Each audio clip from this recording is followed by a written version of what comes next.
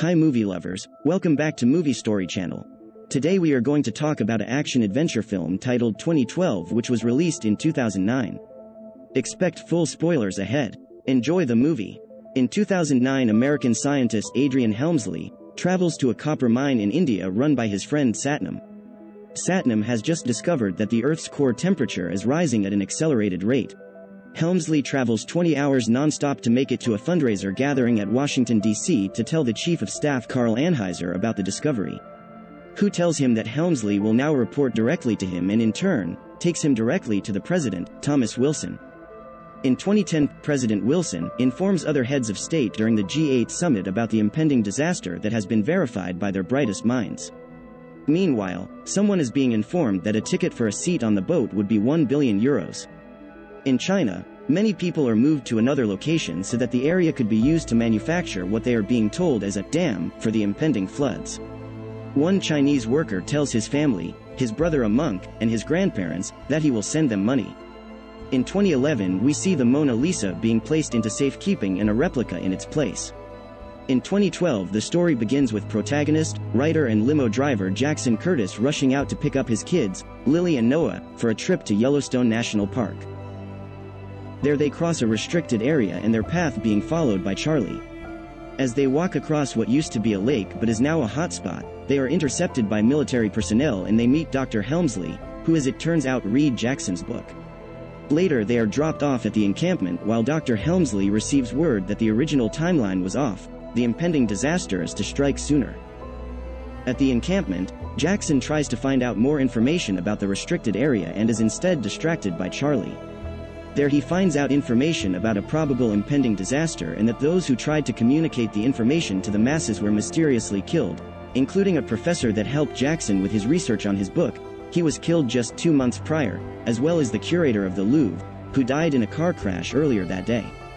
Charlie then tells Jackson of a map that was given to him that would lead to a location of supposed spaceships that were being built as a way to save mankind from the disaster. The next day, Jackson's ex-wife Kate is in the supermarket with her new boyfriend, the plastic surgeon Gordon, when a crack erupts through the middle of the supermarket, splitting it in two. Kate immediately calls Jackson home with the kids, cutting the camping trip short.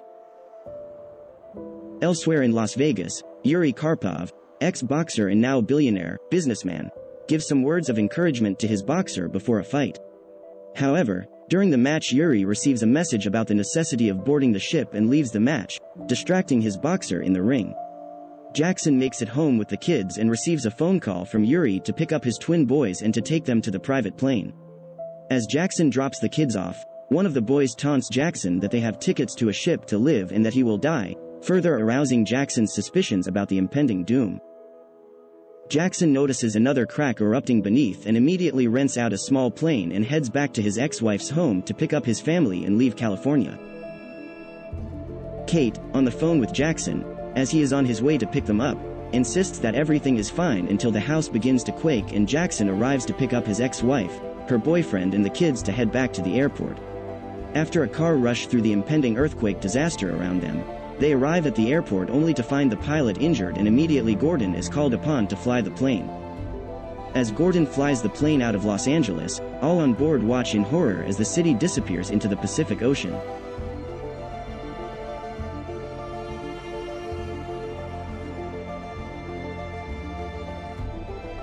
Meanwhile, in Vatican City, the Italian Prime Minister, his family and many others are in prayer as St. Peter's Basilica is destroyed by an earthquake killing the Pope and many others in prayer. Running low on fuel they stop at Yellowstone National Park, and Jackson decides to find Charlie to pick up the map that would tell them where these spaceships are. Finding the trailer, Jackson and his daughter Lily could not find the man anywhere, only to realize he is standing at the top of the mountains to witness the approaching doom. Driving to Charlie, Jackson gains information of where the map is located and immediately drives back to the airstrip as the Yellowstone caldera erupts, killing Charlie. In flight, Jackson and his family realize that they need a bigger plane to make it to China, where the ships are located, and stop in Las Vegas only to run into Yuri, his sons, girlfriend Tamara and the pilot trying to take off. Eventually, the pilot, Sasha, with Gordon as co-pilot, fly the Antonov In-225 out of McCarran International Airport as Las Vegas is destroyed around them.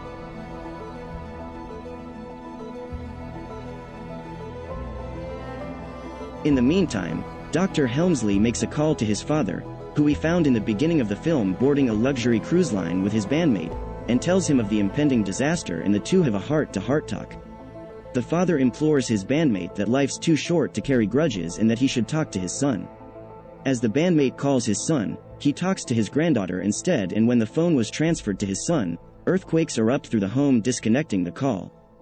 Dr. Helmsley and Karl Anheuser hunt down the president at a chapel, only for the president to dismiss all except Helmsley. There he informs Helmsley of his decision to stay behind because one young scientist is worth more than 20 old politicians. Dr. Helmsley boards Air Force One and informs all present that the president decided to stay behind, and with information that the vice president has also passed in the Speaker of the House untrackable, Karl Anheuser assumes control as commander-in-chief and orders Air Force One to head to China. Later, first daughter Laura Wilson connects with her father to find out his decision of staying behind. Reports of tsunamis coming from all around the globe, Dr. Helmsley zeroes in on an area where the cruise ship his father is playing on and mourns the death of his father. Meanwhile, President Wilson is at the White House helping others and is also hit by the waves of the Atlantic Ocean and dies. Dr. Helmsley also finds out that his friend in India was never picked up by an airlift and also has died in a tsunami. In Tibet, the young monk, Nima, Tenzin's brother, talks to his elder about the information that he received from his brother and is granted permission to take the pickup truck to take his grandparents to where his elder brother is at in the mountains. In the air on the Antonov, all on board discovered that Hawaii is up in flames, and they are running low on fuel. Deciding to head to the South China Sea, they put on life preservers and prepare for a water landing.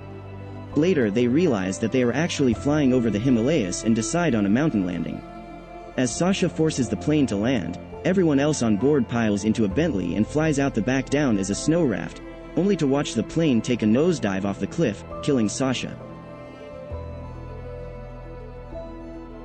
Eventually, the Chinese helicopters stop, but only pick up Yuri and his sons, because they have tickets to board the ship, leaving Jackson, his family and Yuri's girlfriend, Tamara, behind. As Jackson and company walk through the mountains, they come across a pickup truck also heading towards the ships and wave them down to pick them up. It turns out that this is the young monk and his grandparents driving down to meet the elder brother to sneak onto the ships. Reaching the arks, Nima talks to his elder brother, Tenzin, about the additional passengers and pleads with him to allow them to come along. Meanwhile, Air Force One has landed and Dr. Helmsley and the first daughter realize that the arks were constructed to save the heads of state, hand-picked individuals that were chosen to aid and repopulated the earth, and those wealthy enough to pay the €1 billion ticket per person.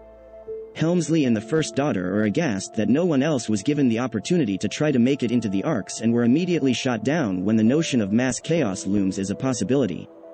Many individuals are not allowed into the arks because one of the completed arks, it is believed that only 4 were completed since the schedule ended up being a lot faster than predicted, suffered damage during the earthquakes, including Yuri and his sons. After Yuri punches out a guard, everyone runs to the docks and screams for help as the ark's gates close shut.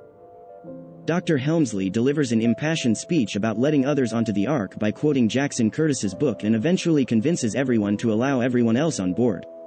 The arks open the gates, allowing everyone left behind to come in. Yuri was stuck underneath the gate until it rose up and Yuri pushes one son up and tosses the other son up, but in doing so falls to his death.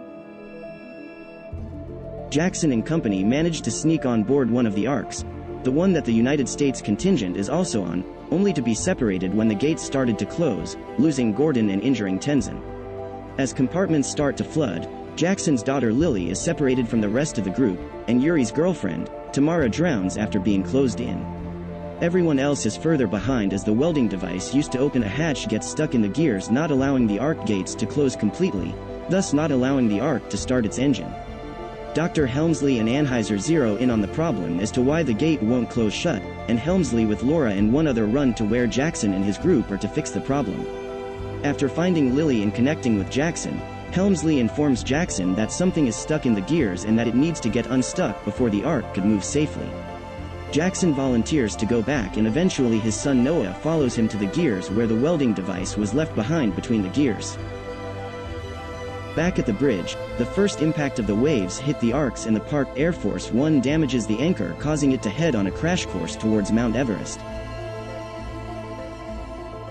Eventually, Noah and his father dislodge the welding device from the gears, allowing the gate to close shut, and the engine's allowed to run. And although the ark does hit Mount Everest, the impact is minor because the engine started running in reverse.